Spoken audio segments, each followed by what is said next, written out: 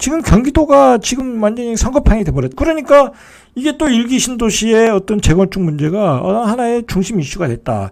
자, 그런데 이렇게 되면 이게 일기 신도시 입장에서는 행복한 고민이 될 수 있지만, 왜냐면 그 화제가 그게 되니까. 자, 그러나 다른 지방, 전국 지방, 다른 도시에서 볼 때는 꼴불견이다. 어떻게 대한민국에 일기 신도시만 있는 것도 아니고, 지금 문제는 그리고 뒤에서 얘기하겠지만 지금 국민의힘에서 추진하는 나오는 정책들이 지난 좌파 정부와 다를 게 없어요. 지역 균형 발전 얘기는 거의 없어. 나오면 예전에 그 좌파 정부에서 나왔던 얘기 재탕 3탕이나 하고 있고, 지금 GTX EF까지 또 얘기가 되어 있고, 그 GTX EF를 만든다는 것은 제가 나중에 테마로 얘기하겠지만 이 지역은 다른 지방은 다 죽으라는 얘기예요.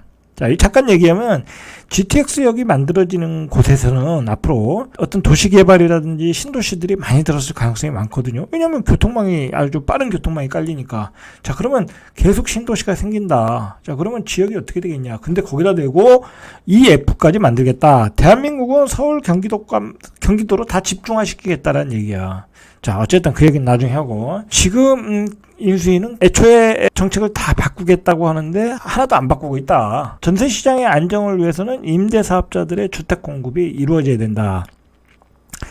지난 좌파 정부에서는 임대사업자를 다 아파트 임대사업자죠. 다 폐지함으로써 전세 가격이 폭등했다. 자, 임대사업자 다시 부활해야 된다. 자, 그 얘기를 꺼냈다가 지금은 다시 없었던 얘기로 들어갔어요. 자, 처음에는 민간임대 활성화 방침을 밝히면서 민간임대 사업자에 대한 금융세제 완화, 그리고 뭐 도시형 생활주택, 오피스텔, 뭐 빌라 이런 것들은 임대사업자를 부활하자, 또는 소형 아파트 60제곱미터 이하는 임대사업자를 부활하자라는 얘기를 꺼냈다가 다 들어갔어요. 검토를 해보니까 투기꾼들이 또 이것을 이용해서 다주택자로 가서 또 이게 투기판이 될 것 같다라고 생각이 나. 그 얘기가 쏙 들어갔다. 없었던 얘기가 됐다는 얘기예요, 지금. 그리고 이게 가만히 보면 임대사업자의 부활과 이미 발표한 양도소득세 중과 배제와는 이 상충된다는 지적을 하고 있어요.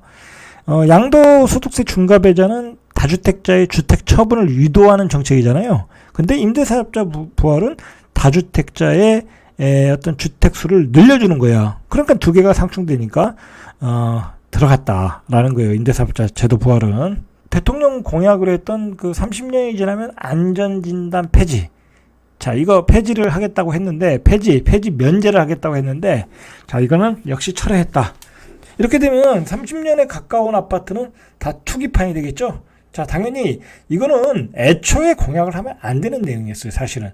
그리고 30년이 지났다고 무조건 폐지를 한다는 것도 무리수였다. 애초 공약거리가 아니었다라는 거죠. 그러니까 당연히 폐지가 됐죠. 자, 처음에 임대차 3법 폐지를 얘기했다가 이것도 역시 중장기로 바꿨어요. 그리고 뭐 앞으로 당장 시행할 것은 임대인에게 혜택을 준다. 뭐 그 정도 얘기 나오다가 요즘 얘기도 안 해요. 부동산 TF의 인수위에 그 전문가 나이 드신 분 한 대여섯 명이 모여가지고 뭔 얘기를 하겠어요. 뭔 얘기를 하겠냐고. 지금 열심히 국토부에서 자료 주는 거 지금 읽기도 버거울 텐데, 엄청난 자료를 줘서 읽기도 버거울 텐데 뭔 대책이 나오겠냐고. 그죠?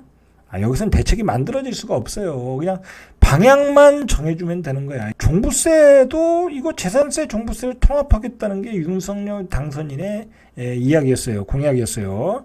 자, 근데 이것도 역시 정권 기간 동안에 장기적으로 풀어야 될 과제라고 넘겨버렸어요. 그렇죠. 이건 걷던 세금을 당장 어떻게 하겠어요? 어떻게 할 수가 없는 거죠. 이것도 어떻게 할 수가 없는 거예요. 당장 종부세를 폐지할 수도 없는 거고, 그죠? 지금 다수당이 민주당인데 가능하지도 않은 거고. 자, 그리고 토지거래 허가 지역도 유지하고, 기존의 그 토지거래 허가 지역이었던 강남구, 서초구, 성포구, 송파구 몇 개 지역들. 자, 그런데 이거는 사실 폐지해도 될 것 같았는데 그냥 유지했어요. 또 집값이 뜰까봐. 강남이 지금 신고가 치고 있으니까 겁이 나는 거죠. 당장 폐지하면. 그러니까 당장 폐지하지 않더라도 올해 안에 폐지하면 되지 않겠습니까? 이렇게 되면 이제 그 갭 투자들이 들어갈까봐. 자, 그런 거죠. 제초한 부담금. 자, 초과이익. 이것도 가능한 빨리 실시하겠다. 이거 하나 빨리 실시하겠다. 그러고. 왜냐면 지금 당장 그 부과해야 될 단지들이 몇 개 있으니까 초과이익 부담금에 대한 그 완화. 그럼 뭐 퍼센티지까지 나왔어요. 그거는 즉시 가능한 한 빨리 시행한다고 했어요. 인수위에서 유일하게 정해진 건 이거 하나예요.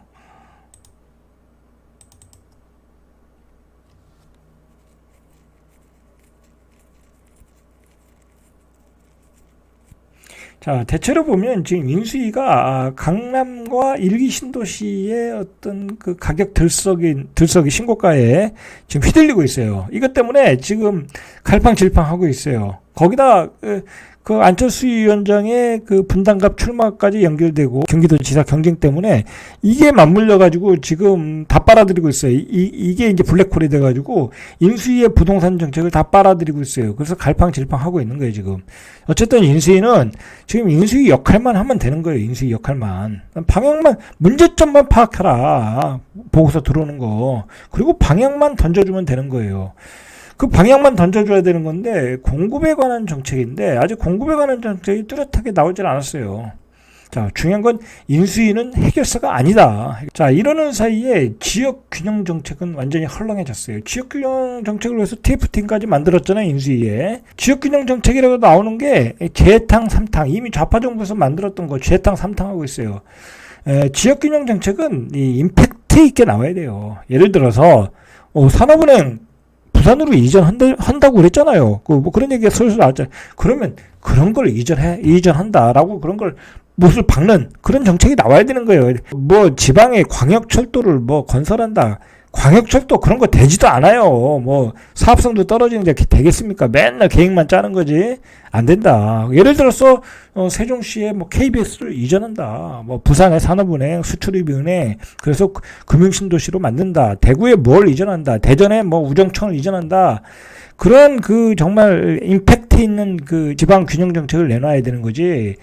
무슨 재탕 삼탕하면 안 된다. 그리고 지금 인수위가 문제가 뭐냐면 이 사람들 지금 정책이 모두가 경기도 수도권에 집중돼 있어. GTX 신설 이거 뭐 정부에서 나온 얘기지만 신도시의 문제도 그렇고 일기 신도시의 그 재건축 규제 완화도 그렇고 이 서울 경기도의 주택 공급 문제에만 집중돼 있다. 자, 이런 문제가 지금 인수위가 놓치고 있다라고 저는 생각을 해요. 자, 그리고 지금 인수위가 부동산 정책을 인수위 내에 발표할지, 그리고 인수위가 끝나고 나서 발표할지, 그것도 못 정했어요. 이제 지금 돌아가는 분위기로 봐서는 인수위 활동이 끝나고 발표한다는 거야.